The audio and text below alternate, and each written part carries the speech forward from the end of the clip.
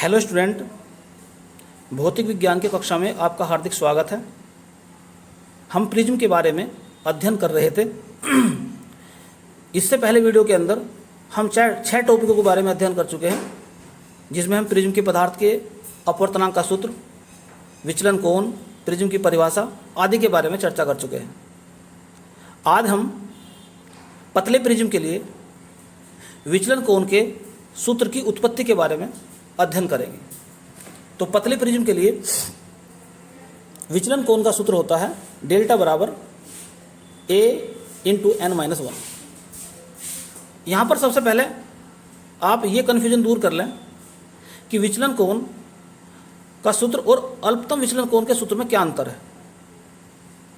तो पहले बात समझिए, प्रिज्म चाहे कोई भी हो, किसी भी प्रिज्म के लिए विचलन कोण का सूत्र होता है डेल्टा बराबर I1 plus I2 minus a के बराबर। और प्रिज्म के पदार्थ के अपवर्तनांक का सूत्र होता है n बराबर sine a plus delta m बटे 2 बटे साइन a बटे 2। तो ये दो सूत्र जो हैं ये किसी भी प्रिज्म के लिए है। लेकिन अगर हम पतले प्रिज्म की बात करते हैं तो उसके लिए जो डेल्टा का सूत्र है वो ये है डेल्टा बराबर n-1 इंटू ए, ये पतले प्रिज्म के लिए। और पतले प्रिज्म के लिए जो अल्पतम विचलन कोण है उसका सूत्र भी यही है। तो कई बार जब एग्जाम में क्वेश्चन आता है कि अल्पतम विचलन कोण ज्ञात कीजिए, तो अल्पतम विचलन कोण ज्ञात करने के दो सूत्र आपके साथ में हैं, आपके सामने हैं। एक तो ये सूत्र है, इस सूत्र के अंदर a है, n है और आपको डेल्टा m ज्ञात करना है। एक सूत्र ये है जिसके अंदर भी आपके पास में a है और n है और आपको डेल्टा m का मान ज्ञात करना है। तो याद रखने की बात यह है, अगर उसने कहा है पतले प्रिज्म के लिए या ये कहा है कि प्रिज्म कोण a का मान 10 अंश या उससे कम है, तो आप ये सूत्र लगाएंगे। और यदि प्रिज्म कोण का मान 10 अंश नहीं है, 10 से ज़्यादा है, या उसने पतला प्रिज्म नहीं कहा है, तो फिर आप ये सूत्र लगाएंगे। तो इसमें आप n का मान रखेंगे और a का मान रखेंगे और डेल्टा m का मान निकाल लेंगे। और यदि पतला प्रिज्म है तो आप n का मान और a का मान रख के आप डेल्टा m ज्ञात कर लेंगे। ऐसे ही अगर प्रिज्म की बात करें केवल किसी भी प्रिज्म के लिए और विचलन कोण कहा है, तो उसके लिए हमें I1 की आवश्यकता पड़ती है, I2 की आवश्यकता पड़ती है और a की आवश्यकता पड़ती है। तो कहने का अर्थ ये हो गया कि किसी प्रिज्म के लिए विचलन कोण का मान वो आपतन कोण पर निर्भर करता है। लेकिन साथ ही साथ इधर देखो, इस सूत्र के अंदर विचलन कोण के लिए I नहीं आया। तो कहने का अर्थ ये हो गया कि पतले प्रिज्म के लिए विचलन कोण का मान आपतन कोण I पर निर्भर नहीं करता है। फिर दोबारा समझ लो बात को कि पतले प्रिज्म के लिए विचलन कोण का मान आपतन कोण I पर निर्भर नहीं करता है, जबकि किसी प्रिज्म के लिए विचलन कोण का मान आपतन कोण I पर निर्भर करता है। इसके बारे में और भी बाद में विस्तार से चर्चा करेंगे, लेकिन पहले हम इस सूत्र की उत्पत्ति सीख लें कि अगर एग्जाम में क्वेश्चन आता है कि पतले प्रिज्म के लिए विचलन कोण का सूत्र उत्पन्न कीजिए, तो आपको सूत्र उत्पन्न करना है डेल्टा बराबर n-1 इंटू a। और अगर एग्जाम में क्वेश्चन ये आता है कि पतले प्रिज्म के लिए अल्पतम विचलन कोण का सूत्र उत्पन्न कीजिए, तो डेल्टा m का सूत्र है n-1 इंटू a। सूत्र दोनों एक जैसे हैं देखने में, लेकिन सिद्ध करने का तरीका बिल्कुल दोनों का अलग अलग है। क्योंकि जो पतला प्रिज्म है उसके लिए डेल्टा का सूत्र और पतले प्रिज्म के लिए डेल्टा m का सूत्र देखने में एक जैसे ही हैं, लेकिन डेल्टा और डेल्टा m के सूत्रों की उत्पत्ति अलग तरह से है। डेल्टा m का सूत्र तो हम आर्टिकल नंबर 6 में आपको समझा चुके हैं। अब हम सीखते हैं डेल्टा का सूत्र पतले प्रिज्म के लिए कैसे ज्ञात करें।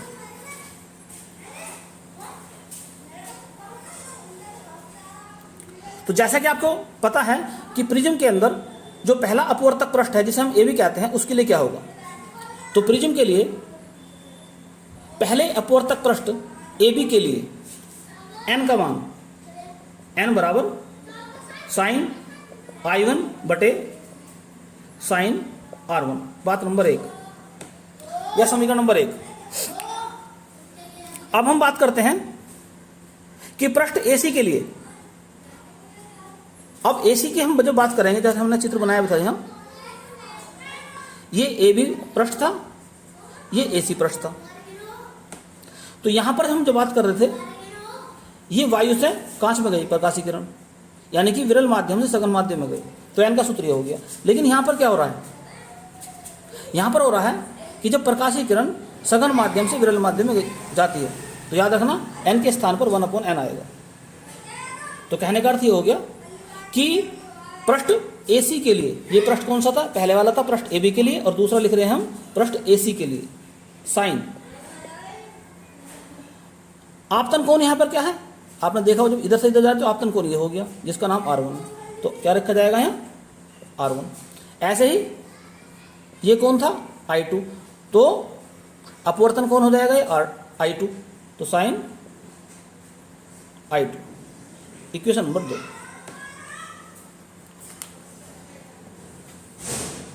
अब हम बात करते हैं, अगर प्रिज्म पतला है तो पतले प्रिज्म के लिए क्या होगा। पतले प्रिज्म के लिए, जैसा कि आपको बताया गया थोड़ी देर पहले भी, कि पतले प्रिज्म के लिए साइन थीटा का मान थीटा के बराबर होगा, अर्थात त्रिकोणमितीय अनुपात का मान उसके कोण के बराबर होता है। तो यही बात यहाँ पर लागू हो जाएगी। तो यहाँ पर हो जाएगा साइन I1 के स्थान पर I1, साइन R1 के स्थान पर केवल R1। तो n का सूत्र क्या बन गया, n बराबर I1 बटे R1, और 1/n का सूत्र क्या हो गया, तो 1/n हो जाएगा R1 बटे R2, लिखेंगे यहाँ पर R2 बटे I2। अब यहां से हम I1 का मान निकाल लेते हैं, तो I1 हो गया n R1, और यहां से निकालते हैं I2 का मान। तो I2 कैसे निकालेंगे यहां से, तो इधर क्रॉस गुना कर दो, तो I2 बराबर इसकी गुना हो जाएगी n R2। इस पर समीकरण नंबर हमने 3 डाल दिया, इस पर समीकरण नंबर 4 डाल दिया। अब विचलन कोण की परिभाषा क्या है, विचलन कोण, तो डेल्टा बराबर होता है I1 plus I2 minus a के बराबर। अब I1 का मान क्या है, I1 का मान है n R1 प्लस I2 का मान है n R2 माइनस a। यहाँ से n कॉमन निकाल लेंगे हम, तो अंदर आ जाएगा R1 plus R2 minus a के बराबर। और ये बात अब आप अच्छी तरह जानते हैं कि R1 प्लस R2 का मान a के बराबर होता है। तो कहने का अर्थ ये हो गया कि डेल्टा बराबर n a माइनस a। अब a कॉमन निकाल लो, तो डेल्टा बराबर n ब्रैकेट के अंदर, नहीं बाहर निकलेगा a, ब्रैकेट के अंदर आ जाएगा n माइनस 1। तो ये सूत्र आ गया आपका पतले प्रिज्म के लिए विचलन कोण का सूत्र हो गया ये। तो चाहे पतला प्रिज्म हो चाहे किसी प्रकार का प्रिज्म हो, विचलन कोण का सामान्य सूत्र तो यही है कि डेल्टा बराबर I1 plus I2 minus a। बस यहाँ पर अगर पतला प्रिज्म है तो I1 का मान क्या निकल कर आ गया यहाँ n R1, और I2 का मान निकल कर आ गया n R2। ये मान यहाँ पर हमने रख दिए और आपका डेल्टा का सूत्र निकल कर आ गया। तो इस प्रकार से हमने क्या देखा, तो पहली बात तो हमने ये देखी, फिर दोबारा रिपीट कर रहा हूँ बात को मैं, कि पतले प्रिज्म के लिए जो विचलन कोण का मान है वो I पर डिपेंड नहीं करता है, जबकि अगर पतला प्रिज्म नहीं है तो विचलन कोण का मान I पर निर्भर करता है। तो यहां पर हम ये देखते हैं कि पतले प्रिज्म के लिए चाहे विचलन कोण की बात कर लें चाहे अल्पतम विचलन कोण की बात कर लें, दोनों के लिए सूत्र समान है। तो हम नोट में इस बात को याद कर सकते हैं।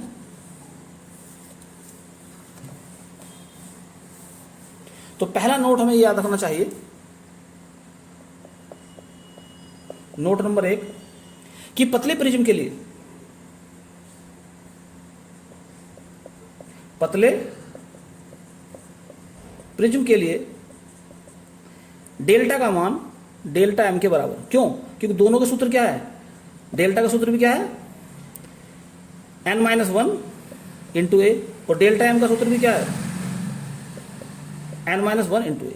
तो अगर पतले प्रिज्म की बात कर रहे हैं तो दोनों के लिए सूत्र एक ही है, तो डेल्टा और डेल्टा एम का सूत्र समान है।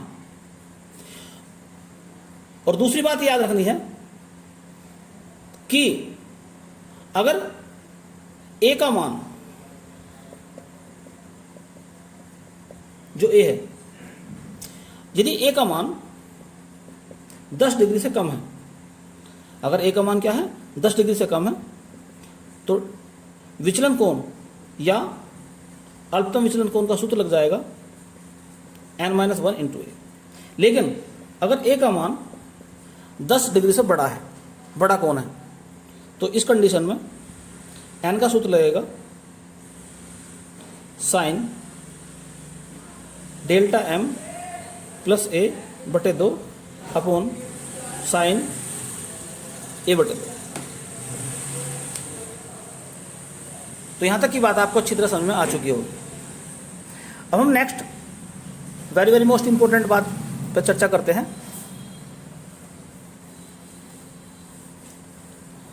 नोट नंबर 3 पर ध्यान दें। इस नोट के अंदर हम बात कर रहे हैं कि विचलन कोण संबंधी कुछ महत्वपूर्ण बात पढ़ रहे हैं। तो पहली बात है, विचलन कोण संबंधी महत्वपूर्ण जो बिंदु है, उसमें पहला बिंदु यह है कि विचलन कोण का सूत्र होता है I1 प्लस I2 माइनस ए के बराबर। और पतले प्रिज्म की अगर हम बात करें, पतले प्रिज्म के लिए तो डेल्टा का सूत्र होता है n-1 इंटू ए के बराबर। तीसरी बात यह है कि विचलन कोण का मान डिपेंड करता है I पर, यानी कि विचलन कोण का मान आपतन कोण पर निर्भर करता है। लेकिन पतले प्रिज्म के लिए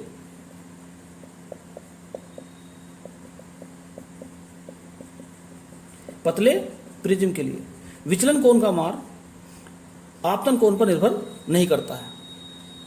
तो किसी प्रिज्म के लिए जो पतला प्रिज्म नहीं है, उसके लिए आप विचलन कोण का मान आपतन कोण पर निर्भर करता है। लेकिन पतले प्रिज्म के लिए विचलन कोण का मान आपतन कोण पर निर्भर नहीं करता है, क्योंकि उसके सूत्र में I है ही नहीं। नेक्स्ट पॉइंट, ये महत्वपूर्ण पॉइंट है जिन पर एग्जाम में क्वेश्चन आते हैं। विचलन कोण का मान जो है वो प्रिज्म कोण ए पर निर्भर करता है, चाहे पतला प्रिज्म हो और चाहे कैसा भी प्रिज्म हो। तो विचलन कोण का मान जो है वो किस पर डिपेंड करता है? ए पर।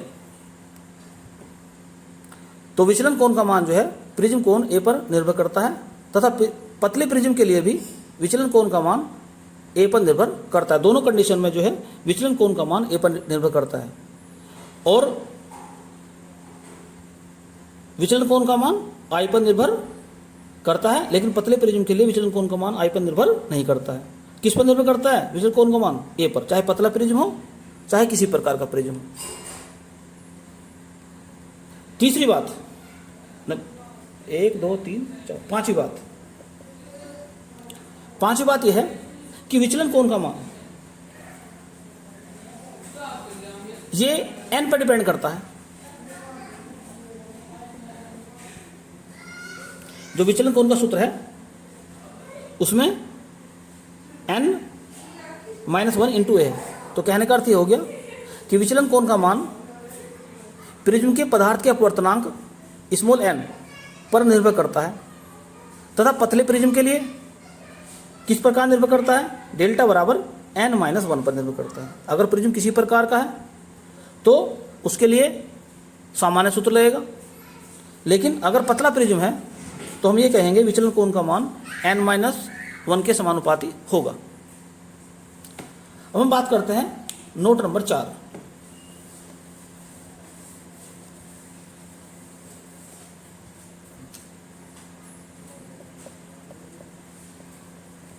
इसमें क्या है, जैसे कि हमने देखा था कि अल्पतम विचलन की कंडीशन क्या है, तो अल्पतम विचलन की कंडीशन क्या थी कि I1 का मान I2 के बराबर, R1 का मान R2 के बराबर। इसी प्रकार से प्रिज्म द्वारा अधिकतम विचलन कोण की क्या कंडीशन है, तो विचलन कोण का सूत्र क्या है,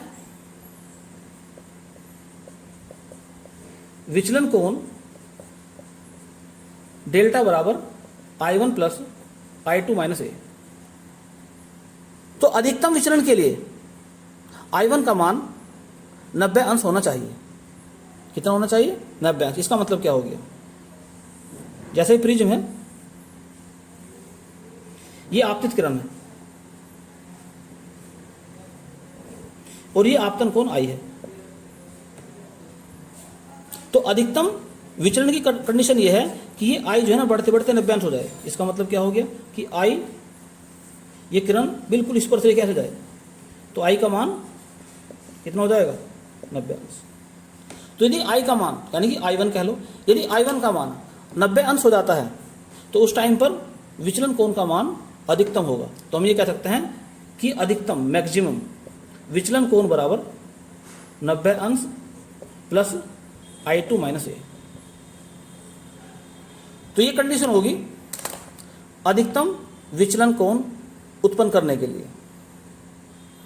तो अधिकतम विचलन कोण उत्पन्न करने की क्या कंडीशन होगी कि पहले पृष्ठ के लिए आपतन कोण का मान 90 अंश के बराबर होना चाहिए, अर्थात जो आपतित किरण है वो पृष्ठ के स्पर्शी आयतन में हो, अर्थात स्पर्श रेखा स्पर्श करती हुई, इस तल को स्पर्श करती हुई जानी चाहिए। नोट नंबर 5 पे बात करते हैं।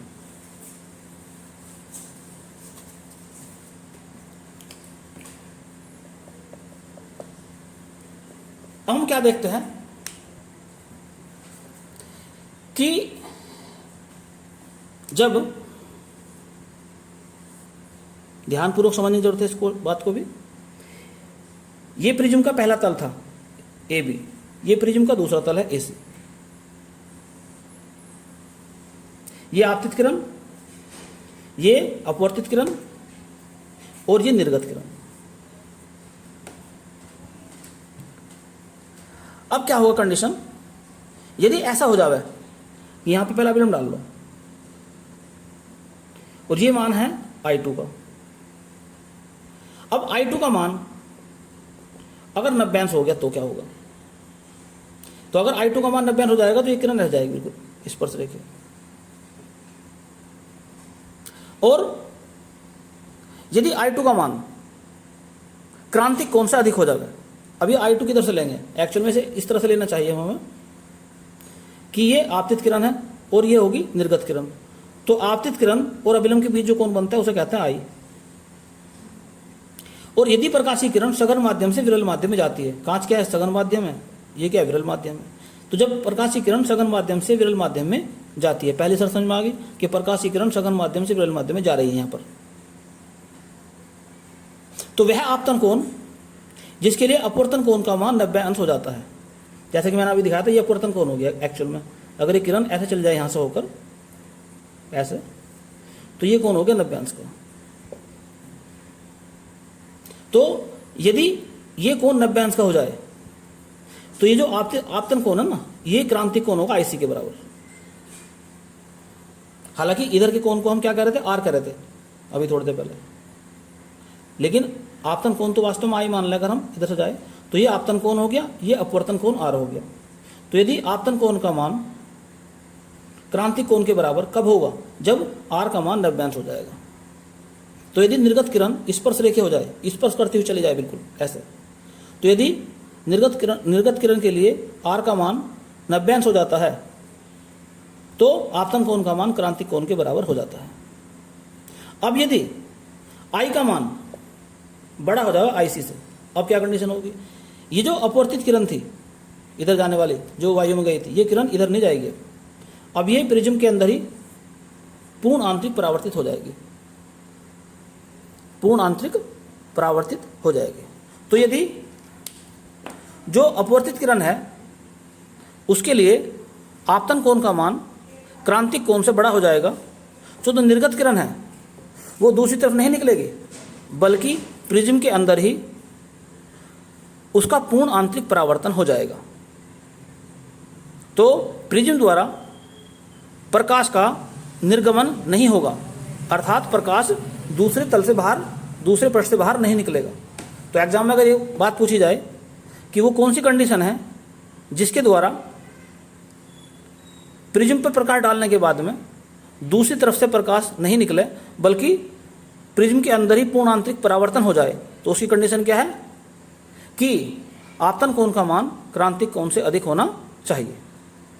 तो उम्मीद करता हूँ यहाँ तक के टॉपिक आपको बहुत अच्छी तरह समझ में आ गए होंगे। धन्यवाद।